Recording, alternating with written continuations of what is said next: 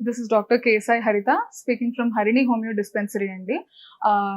మన clinic 34 years నుంచి run అవుతుంది. ఒక బ్రాంచ్ అమీర్పేట్, ఇంకో బ్రాంచ్ మియాపూర్లో ఉంది. అస్తమా అనేది ఇప్పటికీ కామన్గా ఈ పొల్యూషన్ వల్ల కానీ, లేదంటే ఈ సోషల్ లైఫ్ వల్ల ఈ మధ్యన చాలా ఎక్కువగా వచ్చే కంప్లైంట్ అండి. సో అసలు అస్తమా అంటే ఏంటి? సో అస్తమా అనేది ఇట్ ఈస్ నాట్, అంటే జనరల్ లేమన్ టర్మ్స్ చెప్పాలంటే అనేబుల్ టు బ్రీత్, బ్రెత్లెస్నెస్. ఎందుకు వస్తుంది బ్రెత్లెస్నెస్ అనేది? ఎందుకు వస్తుంది? ఇప్పుడు డెఫినేషన్ అనేది అందరు చెప్తారు. సో ఇప్పుడు మనం మామూలుగా మాట్లాడుకోవాలంటే లంగ్స్ లో ఇన్కెపాసిటీ ఉండడం to take in the air properly. నార్మల్గా air is equally present for everyone, అందరికీ ఈక్వల్ గానే ఉంటుంది.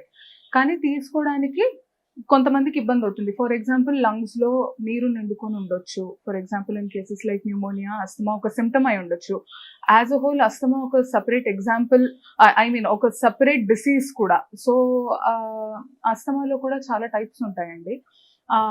బ్రాంకియల్ అస్తమా ఉంటుంది, అలాగా చాలా డిఫరెంట్ టైప్స్ ఉంటాయి. సో బ్రాంకియా అనేది ఇప్పుడు లంగ్స్ లో ఒక భాగం.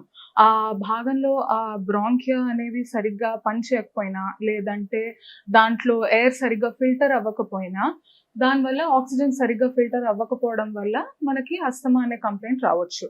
సో దీనికి చాలా రకంగా ట్రీట్మెంట్స్ ఇస్తారు. ఫర్ ఎగ్జాంపుల్ ఇన్ అలోపతిలో స్టెరాయిడ్స్ ఇవ్వచ్చు, సప్రెసెంట్స్ ఇవ్వచ్చు, ఇన్హేలర్స్ ఇవ్వచ్చు, చాలా రకాల ట్రీట్మెంట్స్ ఉంటాయి. ఏదైనా ఇమ్యూనో సప్రెసెంట్స్ కూడా ఇవ్వచ్చు. బట్ మన హోమియోపతిలో వచ్చేసి we have specific root causal treatment, individualized treatment. So హోమియోలో మనకి చాలా we have thousands of medicines for asthma, but మనం ఇండివిజువల్గా పేషెంట్ బట్టి ఇస్తామన్నమాట.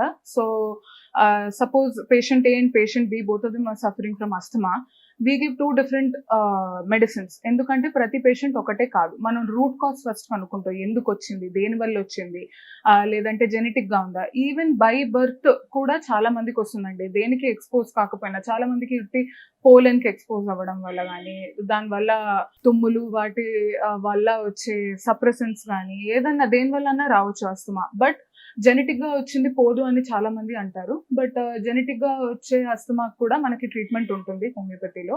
So we have different types of treatment. And time పట్టడం ఎంత టైం పడుతుంది అంటే it depends on the patient.